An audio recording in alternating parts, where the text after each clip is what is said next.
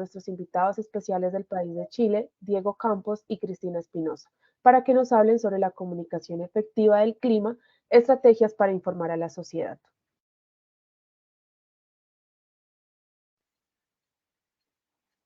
Hola, muchas gracias por la invitación, por la presentación. Espero que se esté escuchando bien. No sé si me pueden confirmar. Te escuchamos Escuchamos bien. bien. Sí, muchas gracias. Primero que todo, gracias por la invitación a poder contarles un poco lo que hemos hecho y lo que hemos aprendido sobre comunicación del clima principalmente. Como ya podrán haber escuchado, mi área profesional es el clima, pero también muy ligado a las comunicaciones. En cambio, Cristina es ligada a las comunicaciones y con alguna cierta cercanía al mundo del clima, y por lo tanto queremos en esta oportunidad poder darle una mirada desde ambos puntos de vista, ¿no? Desde un científico del clima que hace comunicación y desde una comunicadora profesional que también se acerca al área del clima. Sabemos que en nuestra región, en nuestros países, tenemos problemas similares y por lo tanto podemos hacer estas redes de trabajo que nos ayudarán a fortalecernos mutuamente, ¿no? Un poco como lo decía la directora del CIFEN. Tenemos una agenda con varias presentaciones, nos vamos a ir intercalando, Cristina y yo. Tenemos un pequeño break en el medio para que quizás descansemos un par de minutos, tomemos un café y ahora queremos solo comenzar partiendo por conocerlos a ustedes. Y para eso Cristina tiene una pequeña pregunta. Si es que puede compartir pantalla, Cris. Hola, ¿no estoy compartiendo todavía? ¿No? ¿No ven nada? No. No, Cristina. Voy a intentarlo de nuevo.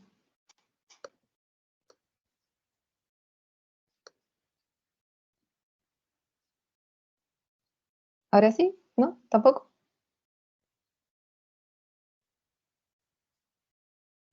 Se queda Sí, negra tu nada. pantalla.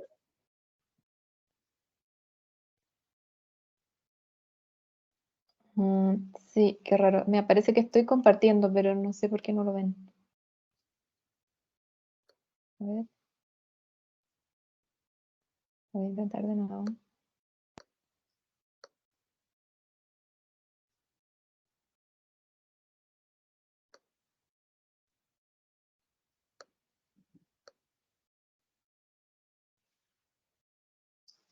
No sé por qué no me funciona.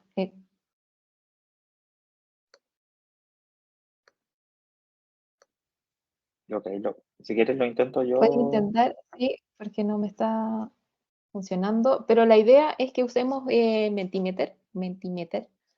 No sé si la conocen, la voy a dejar igual anotada en el chat para que vayan entrando por mientras a la plataforma. Es para poder registrar sus respuestas de manera automática. La idea es que nosotros vamos a tirar algunas preguntas a través de ahí y ustedes nos puedan contestar. Es como una especie de encuesta. ¿Me confirman si se ve la presentación? Sí, Diego. No sé si puedan copiar el número en el chat de WhatsApp de este mensaje. Gracias. Yo no logro verla, no sé qué le pasa a mi computador, pero no logro ver lo que está mostrando. Pero la idea es que entren a menti.com o se vayan directo desde el QR y van a ver que está la pregunta ahí. Y la idea es que nos cuenten cuál es su área de trabajo, en realidad. Si pertenecen al mundo de la meteorología o de las comunicaciones. Y así nosotros vamos sabiendo más o menos con quiénes estamos hablando.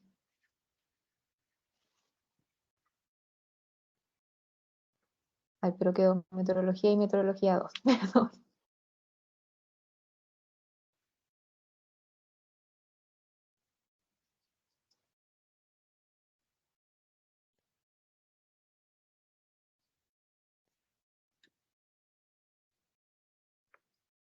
podemos agregar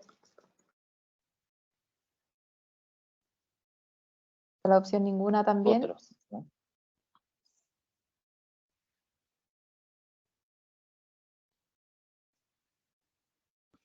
Ahí está apareciendo que hay varios que no pertenecen a ninguna de las dos.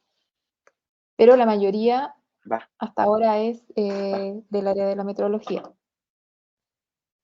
vas a mostrar las respuestas. Ok. Y es que eso quiero ver porque no me está funcionando el compartir, entonces no sé si va a funcionar. Ustedes me dicen.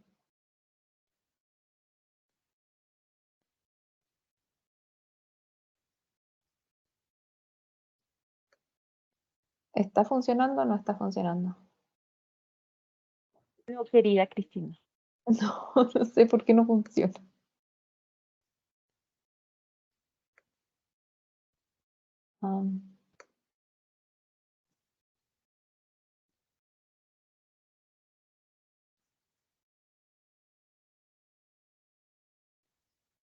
Bueno, pero voy a tener que leer los resultados porque no los puedo mostrar por alguna razón.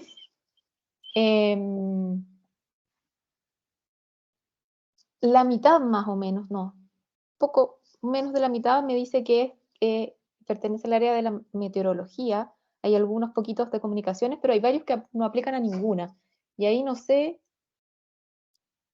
a qué se pueden referir, en realidad. Si alguien nos pueden ir dejando, por ejemplo, en el chat, para saber más o menos en sus áreas.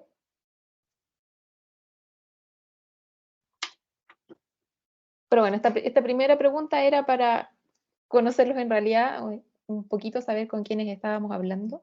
Y para que Diego pueda en realidad empezar con la introducción. Yo voy a ver por qué no puedo Sí. compartir.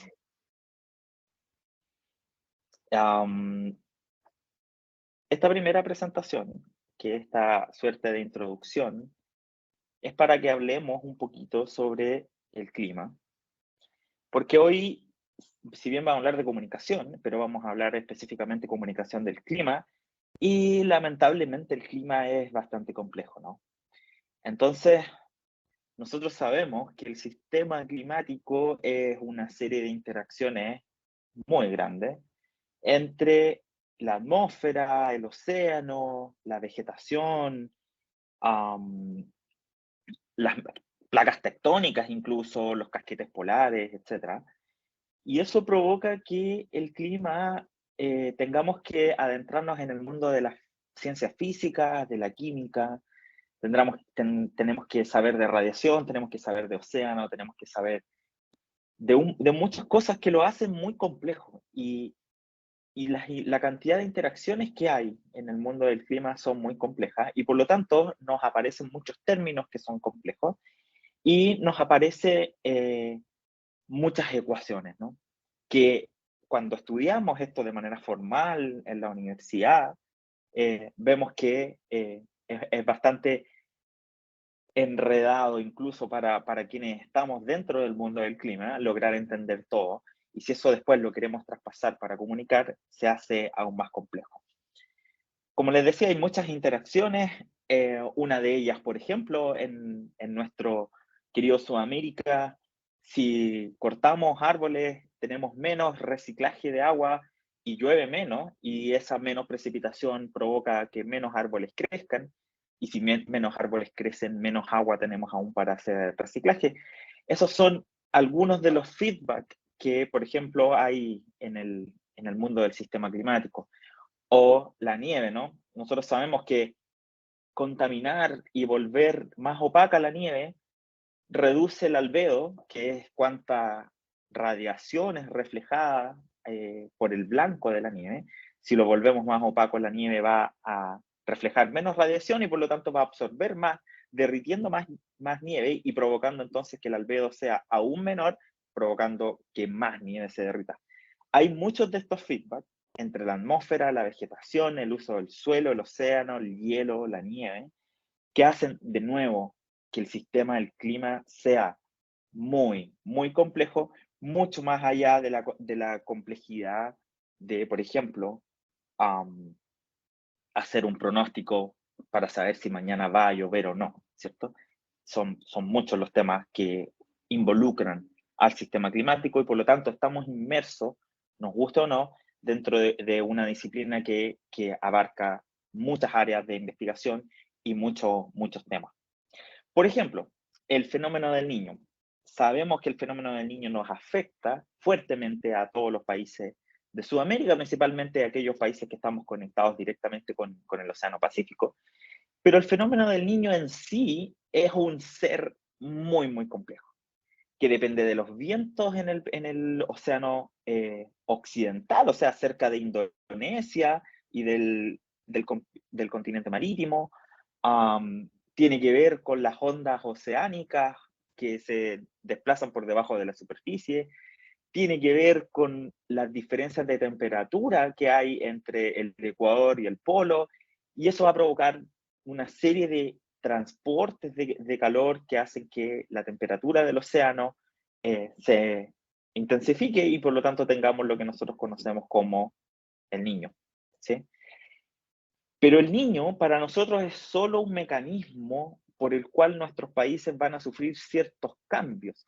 Pero fíjense lo complejo que puede llegar a ser, que no, obviamente, todas estas interacciones que hay en esta lámina que está sacada de un artículo justamente que habla de la complejidad del fenómeno del Niño, hace que no todos los niños sean iguales, que no todos los niños tengan la misma magnitud y que tengan el mismo periodo en el cual van a comenzar a nacer, y por lo tanto no todos los niños van a ser igual de predecibles.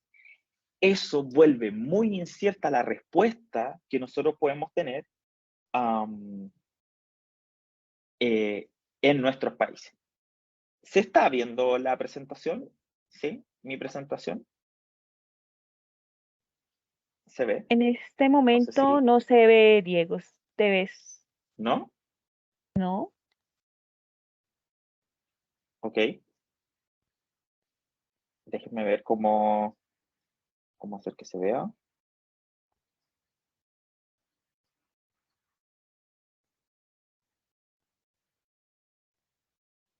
Pero, a ver. Ok. Voy a dejar de compartir y voy a compartir nuevamente.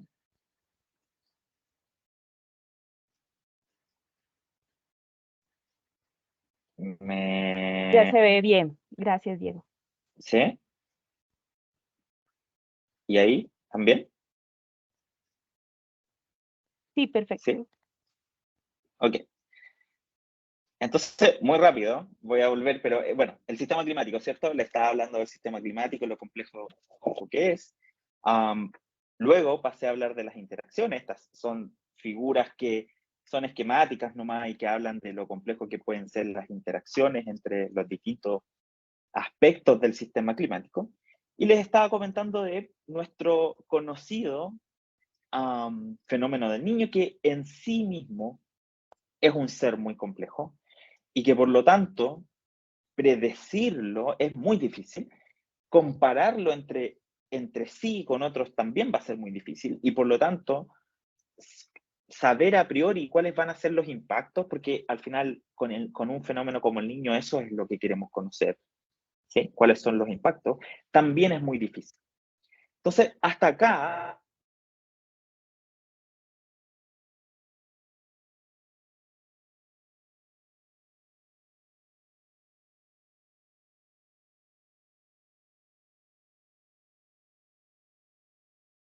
Diego, se nos perdió la señal. ¿Tú nos escuchas bien?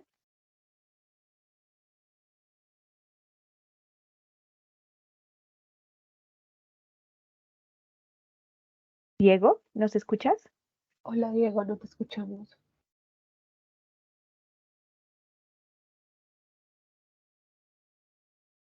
Agradecemos la paciencia. Nos estamos comunicando desde el país Chile y vamos a tratar de comunicarnos con Diego para ver si podemos mejorar un poco la conexión de internet. Diego.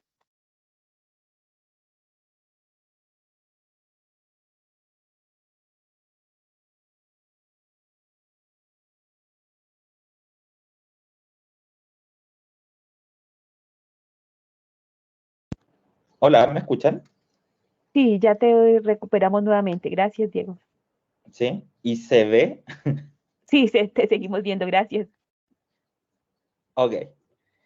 Entonces, decía que, accidentado este comienzo, decía que a pesar de que podamos entender el niño a cabalidad y podamos entender el impacto que tiene el fenómeno del niño en distintos países, y les ponía el ejemplo, uno le gustaría decir, bueno, ahora dado que este año es del niño, Chile y Perú van a tener más lluvias de lo normal o Colombia va a tener menos lluvias de lo normal. Resulta que también es complejo porque el niño no es el único fenómeno o fuente de variabilidad del clima y hay muchas otras, como la oscilación decadal del Pacífico, la oscilación antártica, la oscilación del Atlántico, etcétera, la oscilación de Mann-Julian.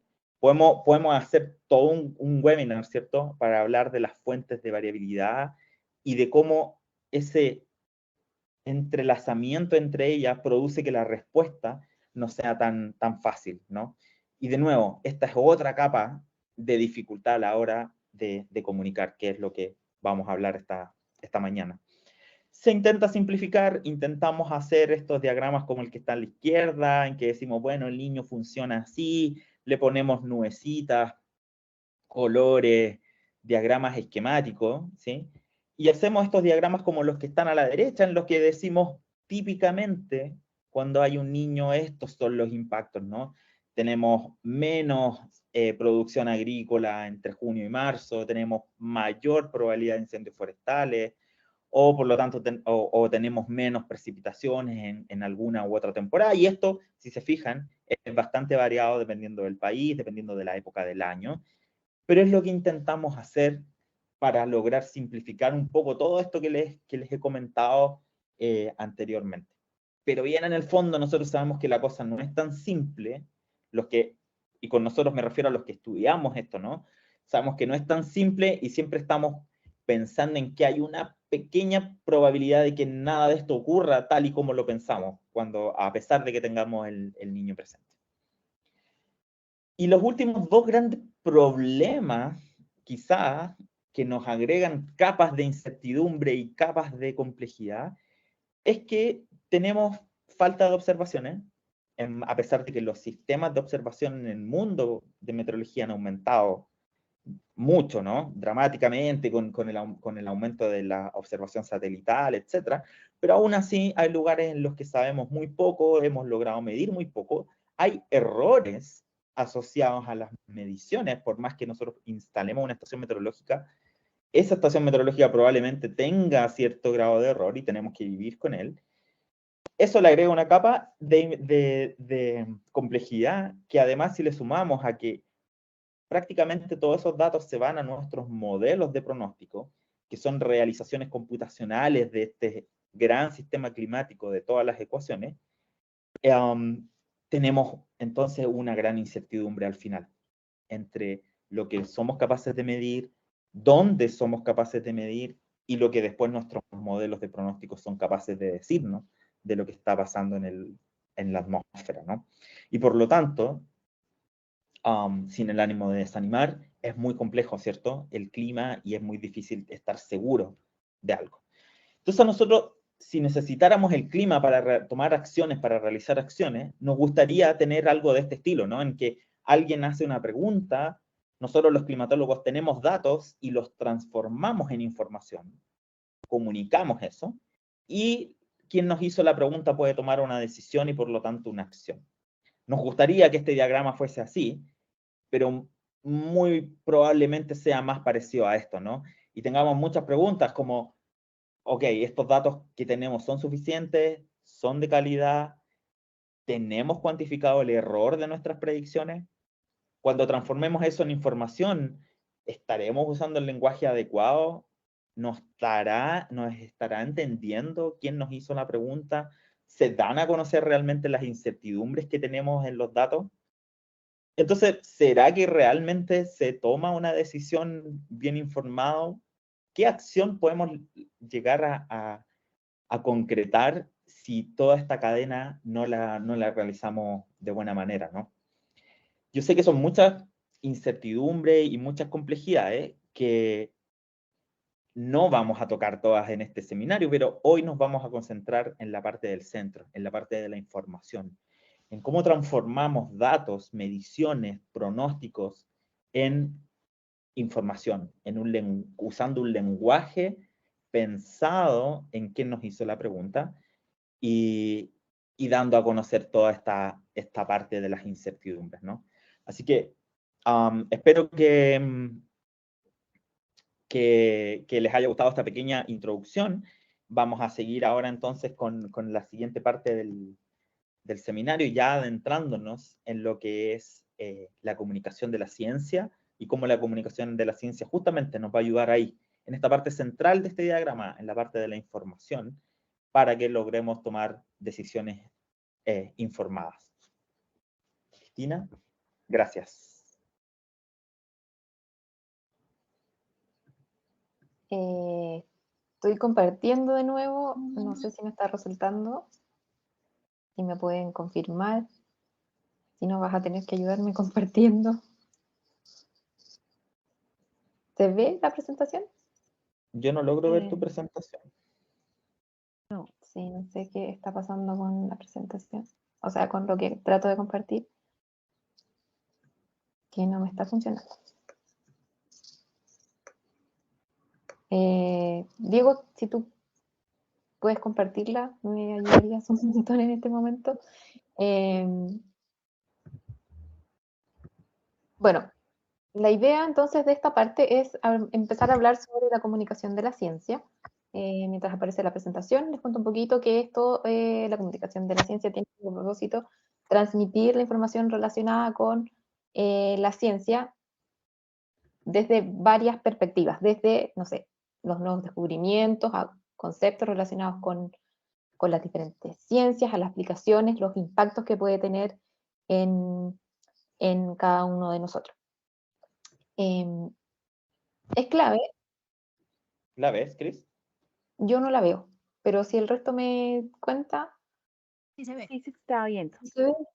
Voy a tener Sí, se que. ve. No sé lo que se ve, entonces. Si vas avanzando mientras yo voy hablando, Diego, por favor. Sí, creo que se me apaga la cámara. No sé por qué está descontrolado mi computador. Lo siento mucho. Entonces, ahí sí lo veo. La comunicación de la ciencia es clave en todas las fases de la investigación. Tanto cuando estamos recién empezando y queremos buscar colaboraciones con otros científicos, como al momento de transferir los resultados ya de una investigación al resto de la sociedad. Avanza un poquito. Y para comunicar ciencia se puede hacer desde diferentes plataformas. Desde, por ejemplo, los papers que se publican en las revistas científicas, a las entrevistas en medios de comunicación, las charlas de divulgación, los seminarios científicos y la variedad de iniciativas de divulgación que se pueden hacer desde presenciales a internet, blogs, podcasts, etc. La comunicación de la ciencia tiene una serie de importancias y beneficios. Y en primer lugar, como la investigación en general es financiada por fondos públicos, es una responsabilidad y es casi una obligación compartir los resultados y las conclusiones con el resto de los científicos y con el resto de la sociedad en general.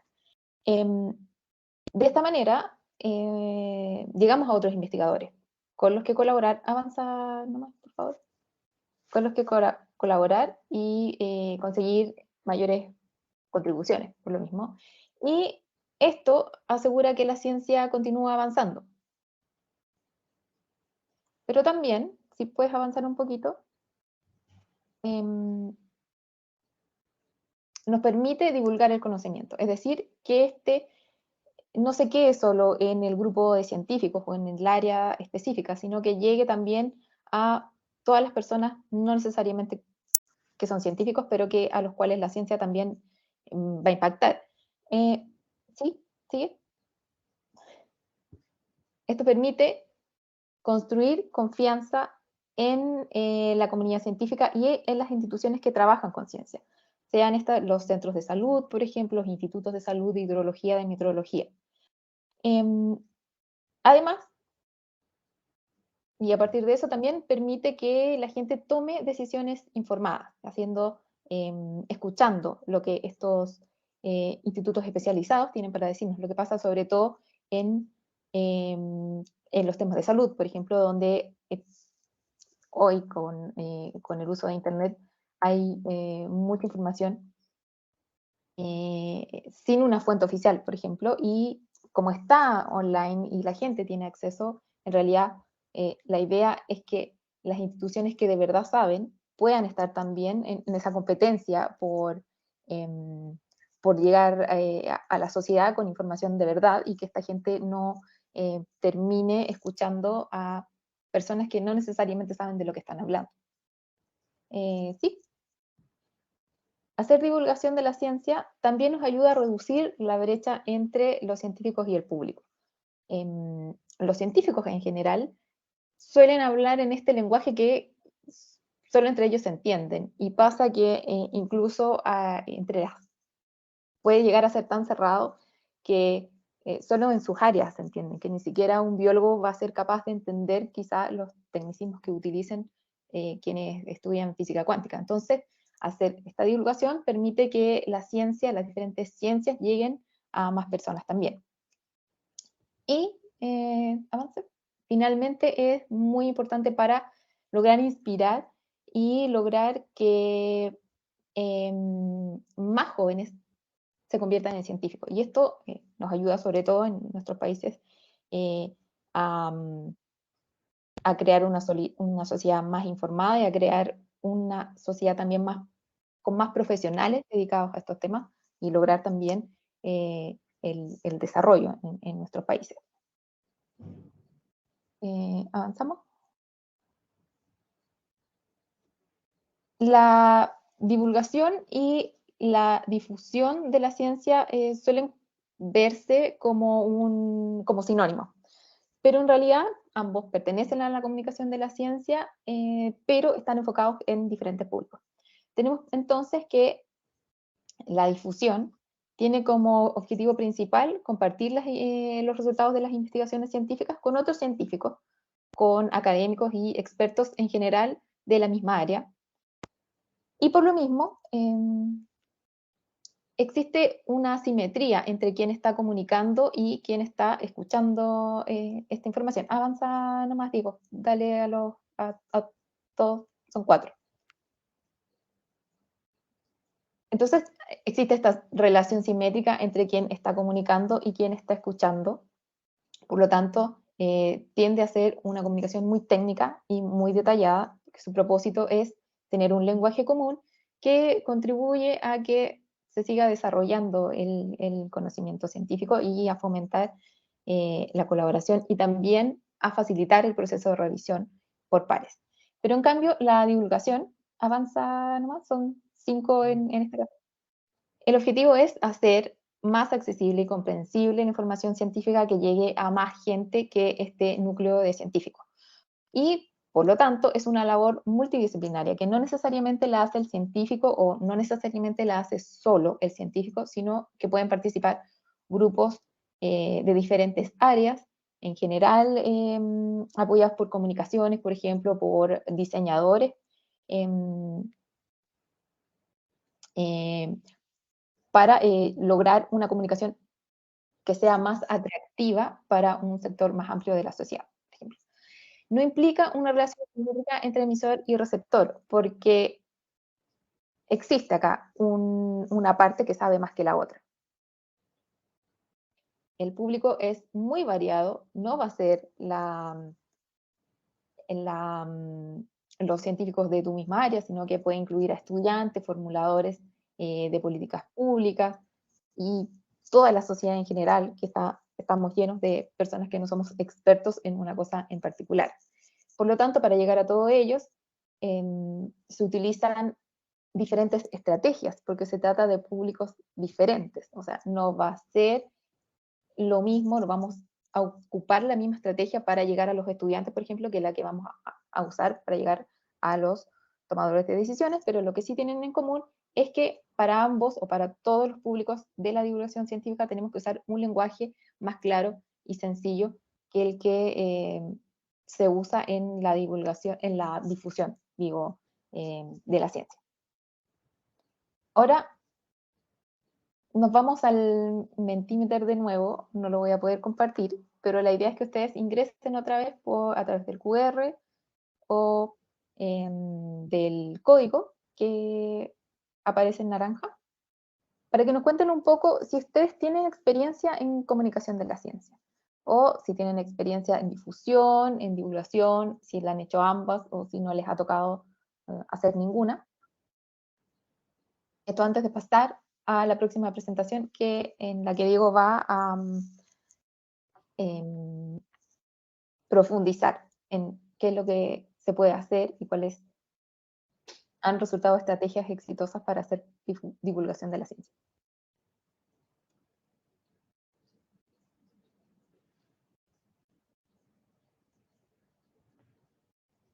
Voy a intentar compartir de nuevo, a ver si me funciona.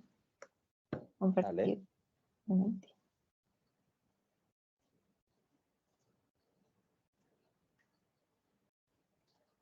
No, todavía no.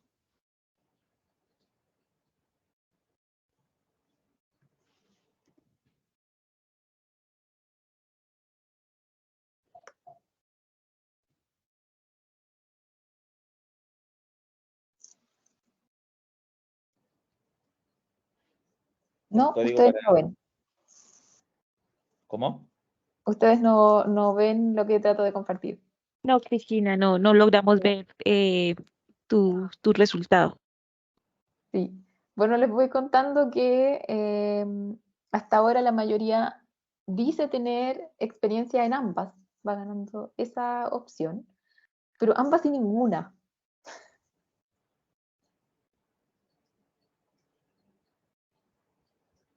Y puedo ver cuánta gente ha contestado.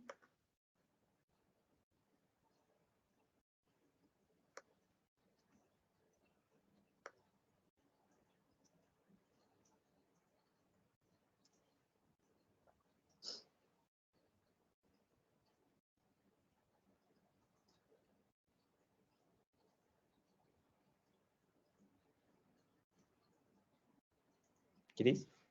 Sí, no puedo compartirla, así que podemos empezar con... comparte mientras tu presentación.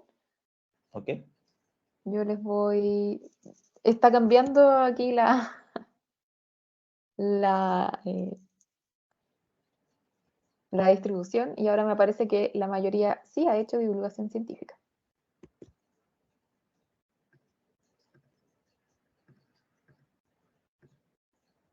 Entonces van a saber un poquito de lo que les va a hablar Diego ahora. ¿Se ve la presentación? Sí, bien, gracias, Diego. Gracias. Entonces sí les ha tocado hacer divulgación científica y probablemente a algunos de ustedes les ha tocado hacer difusión también, ¿no?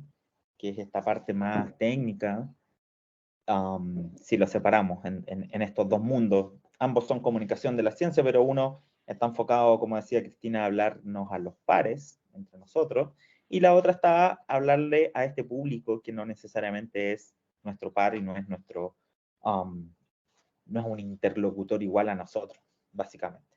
Entonces yo me voy a enfocar en esa parte, en lo que nosotros denominamos divulgación científica, y la divulgación científica va a tener algunos objetivos, como por ejemplo, aumentar la alfabetización científica, generar confianza y seguridad.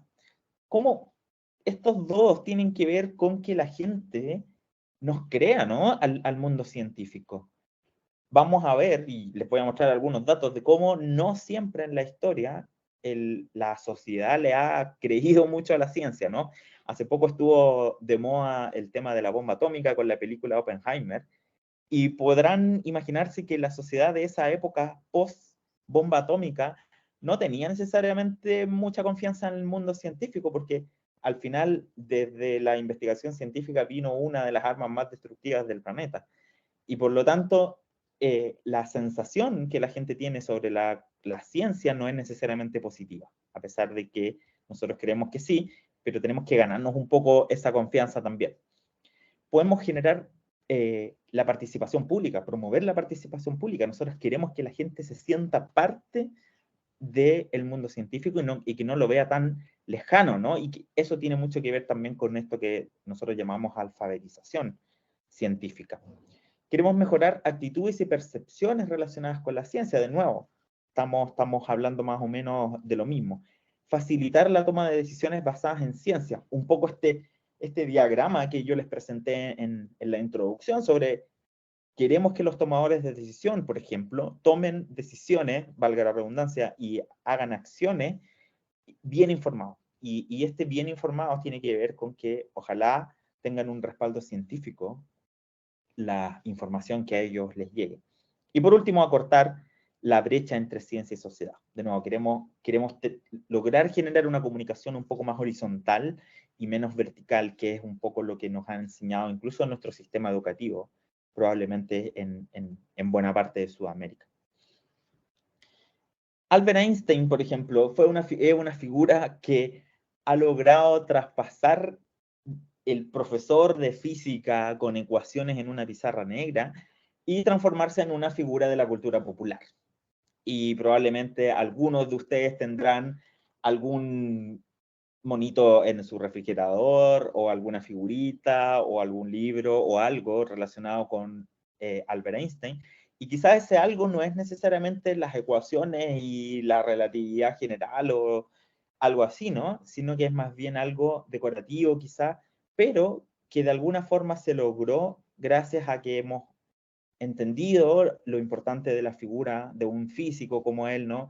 Y por lo tanto trasciende ya, más allá de lo que él logró enseñarnos desde el mundo de la física, hacia ser una figura más bien de la cultura pop. Y esto es buena parte gracias a lo que logramos hacer con la divulgación científica. Estos son algunos datos para Chile, pero cuando hemos buscado con Cristina datos en otros países, los resultados son bastante similares. Y aquí hay dos preguntas que al menos a mí me parecieron importantes de compartir. Por ejemplo, una pregunta es, ¿qué tanto prestigio le parece a usted que poseen las siguientes profesiones o actividades? Ese es el diagrama de la izquierda, ¿no? Y fíjense cómo las personas que tienen más prestigio, las profesiones que tienen más prestigio en esta encuesta, es médicos, científicos, ingenieros, profesores. Podríamos incluir a todos esos cuatro dentro del mundo de la comunidad científica. Y por lo tanto, la gente, la sociedad, tiene una alta percepción de prestigio de médicos, científicos, ingenieros, profesores. Fíjense quiénes están en la base, ¿no? En el fondo de esta gráfica: políticos, religiosos, militares, jueces. O sea, hay una percepción menor del prestigio sobre todo el mundo político, ¿no? Entonces, estamos en un momento de muy buena salud entre la relación sociedad y ciencia, ¿no? Y relacionado con eso, fíjense la siguiente figura. ¿Cuál cree usted que son las razones por las que una persona decide trabajar en ciencia y tecnología? Fíjense que el porcentaje mayor es entender mejor el entorno, vocación por la investigación, conocer la verdad, solucionar los problemas de la gente. Mientras que las últimas respuestas tienen que ver con dinero y tener poder. Es decir, no solo hay una percepción positiva de la sociedad hacia el mundo científico, sino que además se entiende que la ciencia puede solucionar los problemas de la gente gracias al entendimiento que tenemos del entorno. Es decir, estamos en un momento muy positivo. Pero como les decía, esto no siempre ha sido así en la historia y lamentablemente científicos se vieron involucrados en campañas publicitarias para la venta de cigarrillos, a pesar de que había mucha investigación también científica que decía lo peligroso que podía ser el consumo del tabaco, etc. Y esta gráfica de la derecha a mí me gusta porque dice que la ciencia moderna puede salvar al mundo o nos va a matar a todos. Y es un poco esa línea delgada, ¿no? En que muchas veces la ciencia transcurre, quizás no la ciencia del clima, ¿cierto? Pero sí otras ciencias. Y por lo tanto, la percepción va a ser variable. La divulgación científica va a buscar alguna respuesta en la persona a la cual nosotros le hagamos divulgación científica. Y esto se habla como las vocales, ¿no? En inglés, ¿no? Que son las que están a la izquierda. Podemos ordenar estas respuestas que nosotros queremos generar. Entonces nosotros podríamos crear conciencia, podríamos querer buscar entretener o interesar, o formar opinión o producir un entendimiento. Fíjense que aquí no aparecen palabras como educar, ¿cierto? O algo así, ¿no? Sino que en realidad la respuesta que nosotros queremos en la gente es que la gente haga, por ejemplo, o se entretenga, ¿cierto? O forme una opinión, para que después siga buscando información. La divulgación científica no busca ser la única forma de mostrar algo, ¿no? Sino que busca ser un puente entre el mundo científico y la sociedad. Entonces, por ejemplo, algunos ejemplos de estas respuestas que nosotros buscamos en la gente, una exposición que se hizo en el marco de una de estas cumbres del clima, ¿no? En París en el 2014, y un artista, Olafur Eliasson, si es que lo pronuncié bien, creó esta exposición, ¿cierto? Esta intervención con estos grandes bloques de hielo en una plaza ahí en París, solo para crear conciencia, ¿sí? Porque quienes pasaban por ahí podían ver el hielo derretirse, ¿no? Como una suerte de mostrar los impactos que tiene el calentamiento global.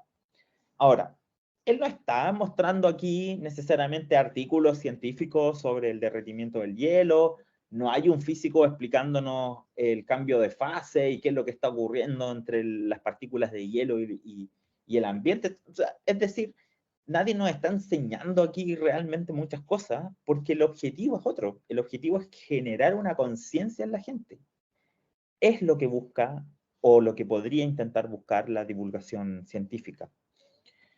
La divulgación científica, como les decía, podría buscar simplemente entretener.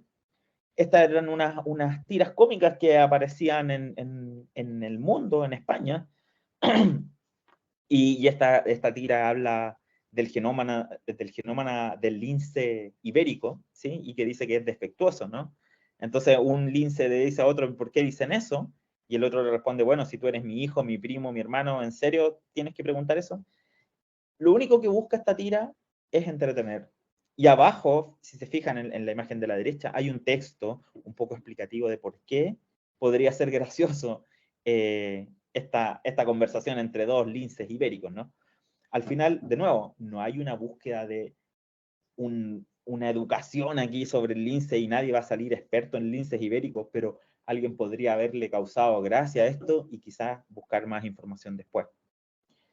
Nosotros podríamos querer buscar interesar. Hay un científico chileno, el profesor José María Massa, que en esta nueva etapa en su carrera, él la decidió transformarse en un divulgador científico, y fíjense cómo un teatro acá en Chile, que hace alrededor de unas 5.000 personas, 3.000, 5.000 personas, estaba repleto solo para ver una charla sobre eclipses, ¿no? Eso es lo que puede generar la divulgación científica, es generar un interés. Y probablemente esas personas, después de esta charla, no salieron expertos en eclipse y pusieron en sus currículum, somos expertos en eclipse, pero probablemente se fueron con una mirada muy distinta, maravillados quizás por las imágenes y por el texto que el profesor Massa quizás les contó. Es decir, generaron un interés. Podemos formar una opinión. Hay una página y un proyecto muy, muy interesante que es el Alliance for Science, que busca contarnos distintas perspectivas que tiene el hecho de introducir modificaciones en los alimentos, ¿no? Parte desde todo el espectro de opinión que podemos generar con respecto a modificar nuestros alimentos genéticamente, ¿sí? Artificialmente.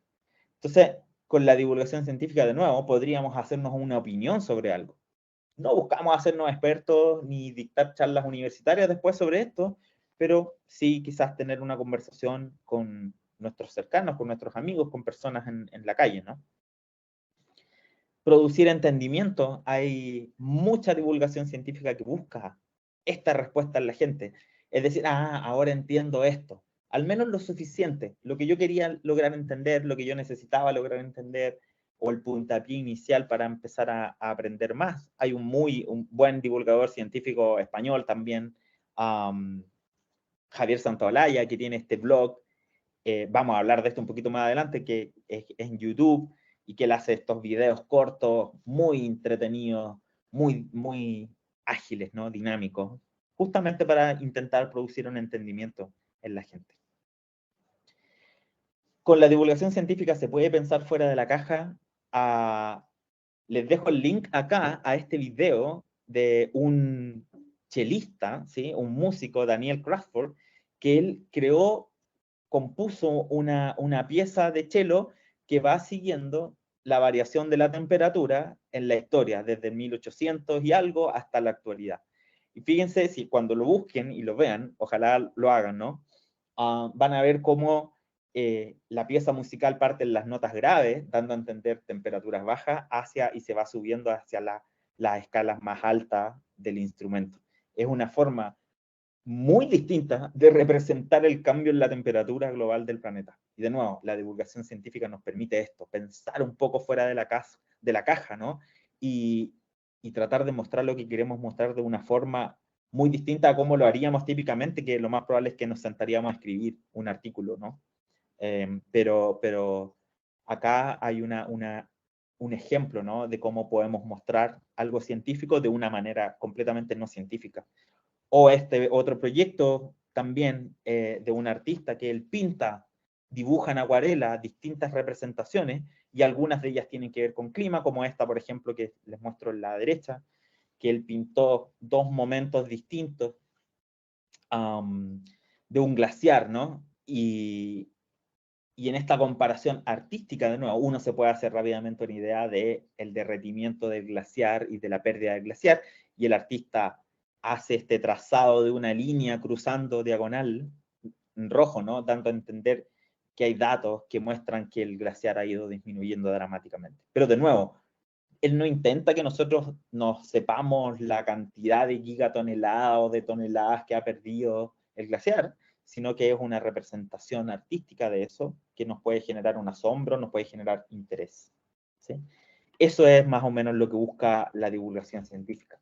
Entonces, déjenme pasar ahora por algunos casos que considero de éxito, ¿no?